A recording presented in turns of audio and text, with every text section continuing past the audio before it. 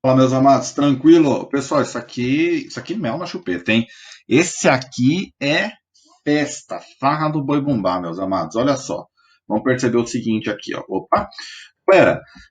O único átomo aqui que tem 8 elétrons na última camada é o átomo C.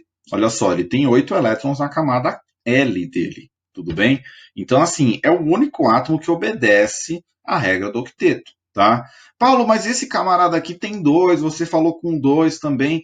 Calma lá, com dois somente o hidrogênio. Então, eu teria que parar aqui num S2, tá? Então, esse brother aqui ele tem 2 elétrons na última camada dele, como ele não é o hidrogênio, né? Ele não tem somente esses 2 elétrons, tem mais aqui para trás. Ele não está na configuração de gás nobre, tudo bem? Ah, Paulo, é um outro caso aqui que eu vi que é o seguinte: é, aqui tem 8 elétrons na camada do meio, tem que ter 8 elétrons na última camada, tudo bem? Então, isso é bastante importante. Alternativa C, a Selena Gomes e o Faustão avisaram, tá? Pessoal, tá tudo explicadinho aqui do lado, a resolução desse exercício. Festa, hein? Farra do boi. Pessoal, agora é o seguinte: nas ligações interatômicas, então a gente estudou e eu mostrei para vocês a principal diferença ali da teoria de Lewis, da teoria de ligação de valência e da teoria de orbital molecular. A gente vai ficar por enquanto na teoria de Lewis. Então, assim, a gente vai usar bastante o octeto, essa ideia do octeto, tá? E aí eu já vou explicar para vocês nesse vídeo como atingir o octeto, tá?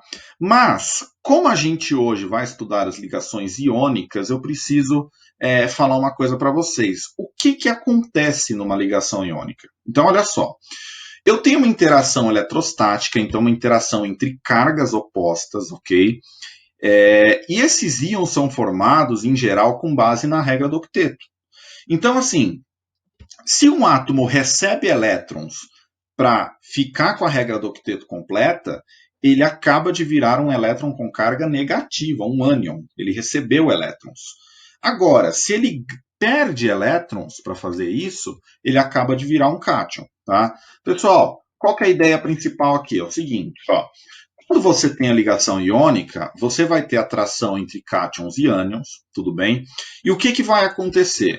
Essas cargas vão ser geradas pela perda ou ganho de elétrons dos átomos para atingir a regra do octeto.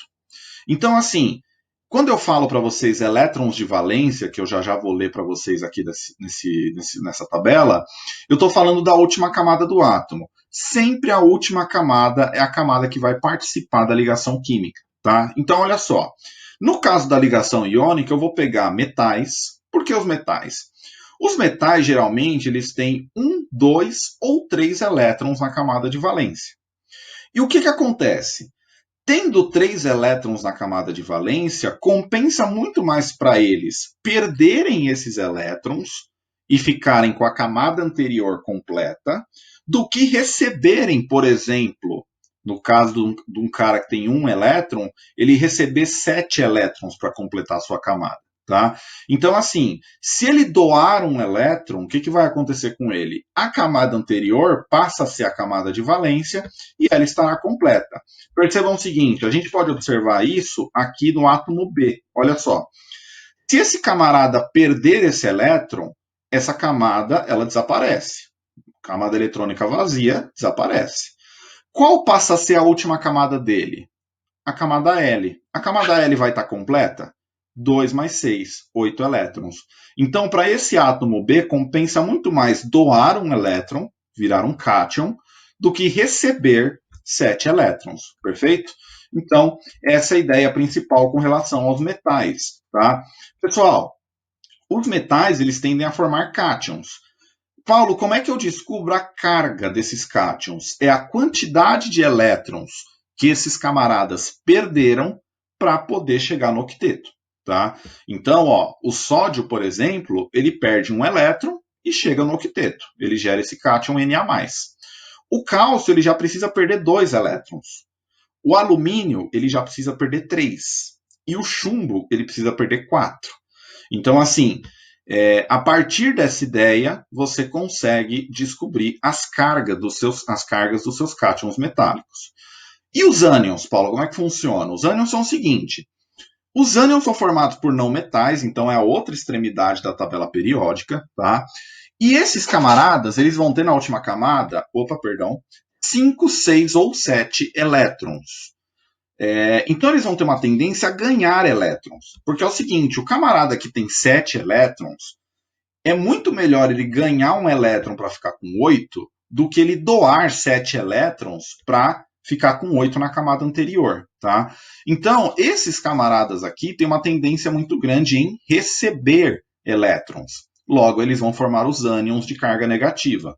Paulo, como é que eu descubro o número dessa carga? De novo, se o brother precisar ganhar um elétron só, se ele tiver 7 elétrons e precisar ganhar um só, ele fica com uma carga negativa. Se ele precisar ganhar 2, carga 2 menos, tá? Se ele precisar ganhar 3, que é mais raro, carga 3 menos. E por aí vai, ok? Então, essa é a ideia principal. Paulo, como eu sei quantos elétrons cada um precisa ganhar ou perder para chegar nos 8 elétrons da camada de valência? Fazendo a distribuição eletrônica de Linus Pauling, ok? Então, olha só. A partir da distribuição eletrônica de Linus Pauling, olha o que a gente tem. O sódio, por exemplo, o Na, ele tem essa distribuição eletrônica aqui.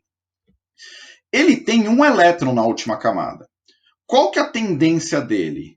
É muito mais vantajoso ele perder esse elétron e ficar com uma carga positiva, ok? Porque aí ele vai ter essa última camada aqui completa com 8 elétrons, tá? Do que ele ganhar 7. Então, o que acontece com ele? Ele perde o elétron da camada M. Se ele perde o elétron da camada M, ele acabou de virar um Na+, ok? O que acontece com o cloro? É o caso oposto, ó. Ele tem 7 elétrons na última camada. 2 mais 5 são 7. É muito mais compensatório ele receber um elétron e ficar com uma carga negativa. Ele vai completar a última camada dele com 8 e fica com a carga negativa. Aí ocorre o quê? A atração eletrostática entre eles, tá? A atração eletrostática, percebam, acontece entre vários cloretos e vários sódios, tá? Numa estrutura que a gente chama de retículo cristalino, ok? Então não é um sódio interagindo com um cloro somente, é um sódio interagindo com vários cloros, tá? Então essa é a ideia principal aqui da nossa ligação iônica, tá bom? Pessoal, percebam o seguinte, olha só. Tem uma ideia muito comum em química que é a ideia de transferência de elétrons, né?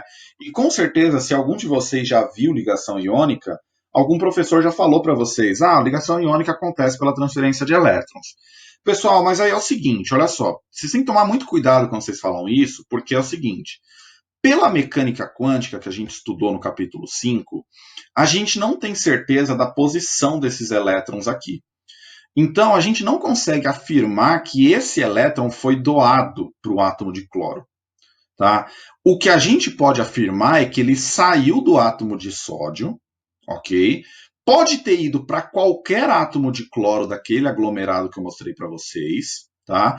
E esse átomo de cloro recebeu um outro elétron qualquer para ficar com a carga negativa dele, tá? Então, o que gera a ligação iônica não é a transferência de elétrons de fato, mas sim, ó, a atração eletrostática entre cargas positivas e negativas, tá bom?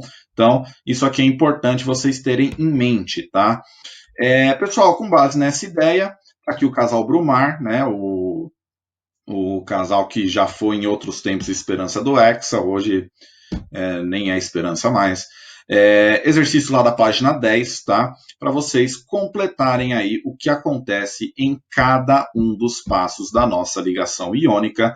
Depois a gente corrige.